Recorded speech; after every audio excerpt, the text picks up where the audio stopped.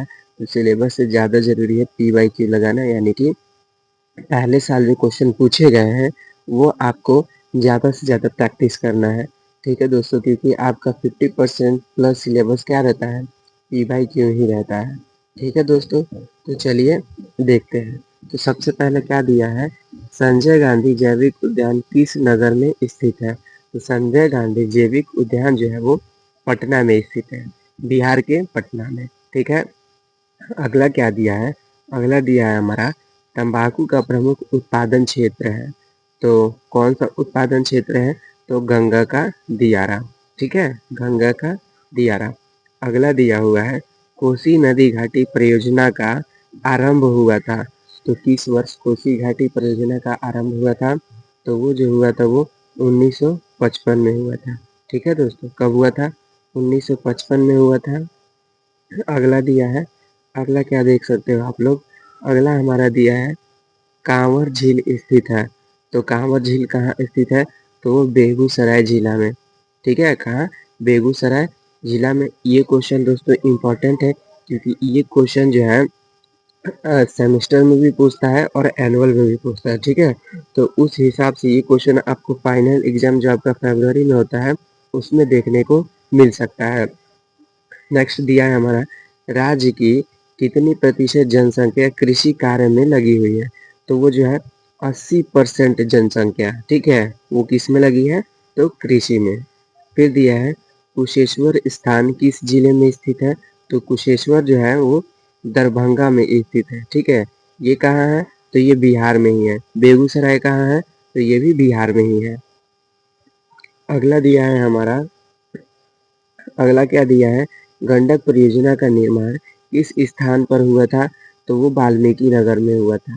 कहाँ हुआ था, वाल्मीकि नगर में हुआ था। फिर अगला दिया है सासाराम में किस जिले का मुख्यालय अवस्थित है। ठीक है, सासाराम में किस जिले का मुख्यालय अवस्थित है, तो वो रोहतास जिले का। ठीक है, जैसा आपको क्वेश्चन आ रहा है आप उस तरह के क्वेश्चन का खाली प्रैक्टिस करिए, आपको कोई दिक्कत नहीं होगा दोस्तों। ठीक है, नेक्स्ट क्या दिया है, नेक्स्ट दिया है बिहार में जिलों की कुल कितनी संख्या है। तो 38 जिलों की संख्या है, ये आपको पता ही होगा दोस्तों। फिर क्या दिया है, कौन सी नदी बिहार का शोक कहलाती रही है। अभी भी उसे शोकी कहा जाता है, तो वो कोसी नदी को कहा जाता है। क्योंकि जो है दोस्तों बाढ़ आने से ना बहुत लोगों को क्षति होता है, जान चली जाती है, इसलिए उसे शोक कहा जाता है। ठीक है, अगला दिया है बिहार की आकृति किस प्रकार की है। जो तो चतुर्भुजाकार। ठीक है, चतुर्भुजाकार की है। अगला दोस्तों दिया है हमारा, अगला क्या दिया है, बिहार के मैदानी भाग में किस प्रकार की मिट्टी पाई जाती है। तो वो लाल मिट्टी पाई जाती है। ठीक है, अगर आप महाराष्ट्र में चले जाओ, ठीक है, तो वहाँ पर सब पहाड़ी इलाका है, तो वहाँ पर आपको काली मृदा दिखेगी। और दोस्तों काली मृदा को हम दूसरे नाम से क्या कहते हैं, तो काली मृदा को ही दोस्तों रेगूर मृदा बोला जाता है। ठीक है, क्या कहा जाता है, तो रेगूर मृदा। अगला दिया है बिहार की कितनी भूमि कृषि के अंतर्गत आती है। तो 3/4। ठीक है, अगर चार, जैसे कि आप देख सकते हो ये 4 भाग है ना, तो 4 भाग में से 3 भाग जो है कृषि के लिए आता है। ठीक है, 1/4 पे क्या है, तो लोग रहते हैं, बिजनेस करते हैं। बिजनेस तो आप देख सकते हो कि बिहार में उद्योगों की बहुत कमी है, इस कारण से बिहार का विकास नहीं हो पा रहा है। बेरोजगारी क्या होती जा रही है, बढ़ती जा रही है। ठीक है, अगला दिया है, अगला क्या दिया है दोस्तों, बिहार में किस प्रकार के वन पाए जाते हैं। तो बिहार में पतझड़ वाले वन पाए जाते हैं। ठीक है, अगला दिया है उच्चावन प्रदर्शन के लिए हैश्योर विधि का विकास किसने किया था। तो वो लेहमान ने किया था। किसने किया था, लेहमान ने किया था। अगला दिया है उच्चावन प्रदर्शन की विधि को क्या कहा जाता है, तो हैश्योर कहा जाता है। ठीक है, अगला देख सकते हो आप, अगला हमारा दिया है पर्वतीय क्षेत्र में उच्चावन को प्रभावशाली ढंग से किस विधि द्वारा दर्शाना संभव है। तो पर्वतीय छायाकरण विधि। ठीक है, किस विधि द्वारा, तो पर्वतीय छायाकरण विधि द्वारा दर्शाना संभव है। अगला दिया है तल चिन्ह की सहायता से किसी स्थान विशेष की मापी गई ऊंचाई को क्या कहा जाता है? तो वहां से मापी गई ऊंचाई को स्थानिक ऊंचाई कहा जाता है। ठीक है दोस्तों, क्या कहा जाता है? तो स्थानिक ऊंचाई कहा जाता है। अगला क्या दिया है? नक्शे पर जलीय भाग को किस रंग से दिखाया जाता है? तो किस रंग से दिखाया जाता है? तो वो नीले रंग से दिखाया जाता है। ठीक है, ये भी आपको याद रखना है। ये आपसे पूछा नहीं जाएगा, लेकिन ये एक जनरल नॉलेज टाइप का क्वेश्चन है कि आपको ये पता ही होना चाहिए। ठीक है, अगला दिया है स्तर रंजन विधि के अंतर्गत मानचित्रों में नीले रंग से किस भाग को दिखाया जाता है? तो वो तो जल को दिखाया जाता है। जल यानी क्या? पानी को।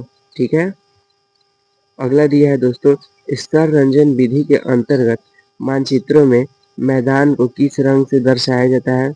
तो किस रंग से दर्शाया जाता है दोस्तों? तो वो जो है हरा रंग से दर्शाया जाता है, यानी कि पेड़ पौधे पत्ते ये सबको।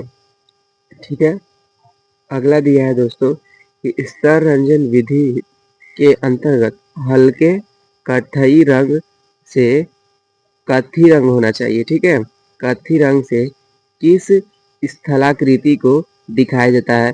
तो पर्वत को दिखाया जाता है। ठीक है, पहाड़ को मिट्टी कलर का आप देख सकते हो। फिर क्या दिया है अगला?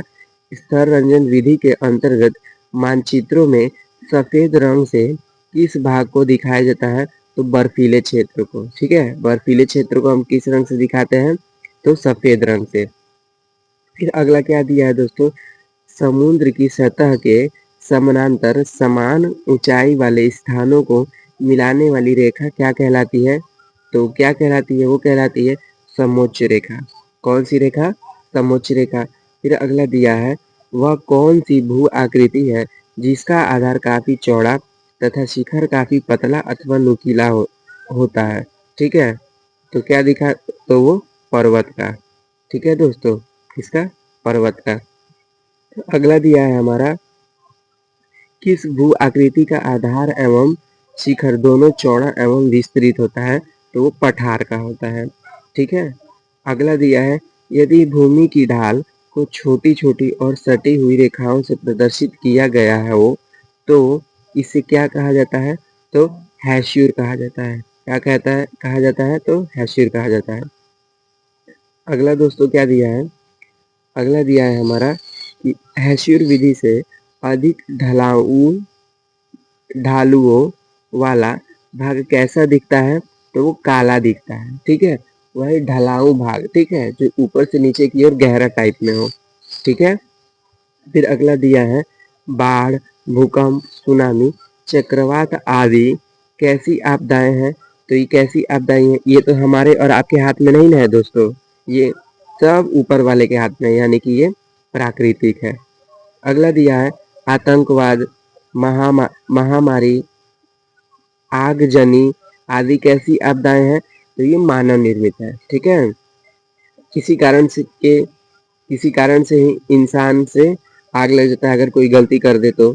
ठीक है, आतंकवाद भी जब आतंकवादी आते हैं तभी आतंकवाद होगा। अगला दिया है बिहार में किस क्षेत्र में सबसे अधिक बाढ़ आता है? तो उत्तरी बिहार में क्या होता है? सबसे अधिक बाढ़ आता है। फिर अगला दिया है दोस्तों, ठीक है, अगला क्या दिया है? बिहार का शोक किस नदी को कहा जाता है? तो बिहार का शोक कोसी नदी को कहा जाता है। ये हम लोग ने क्वेश्चन एक बार और अटेम्प्ट कर लिया है।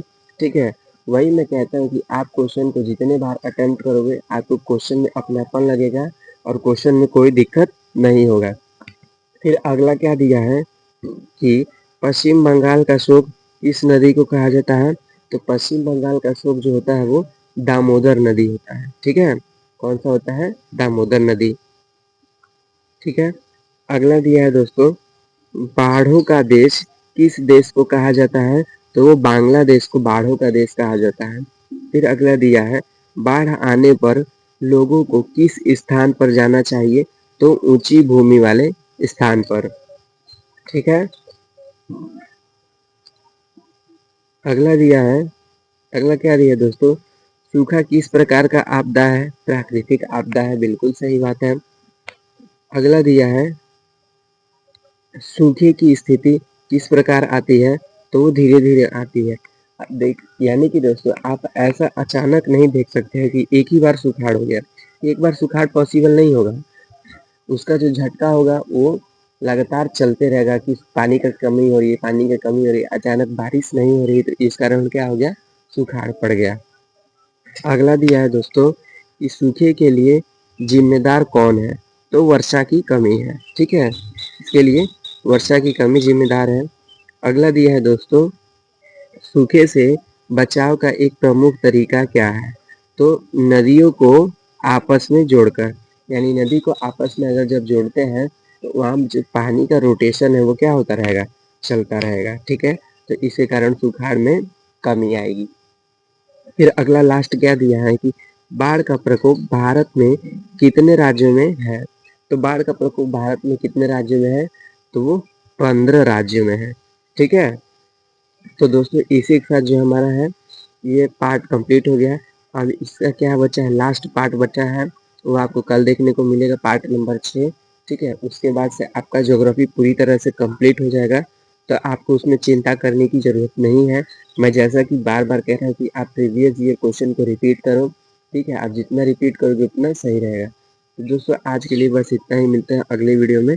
बाय। तब तक आप अपनी पढ़ाई अच्छे से जारी रखो।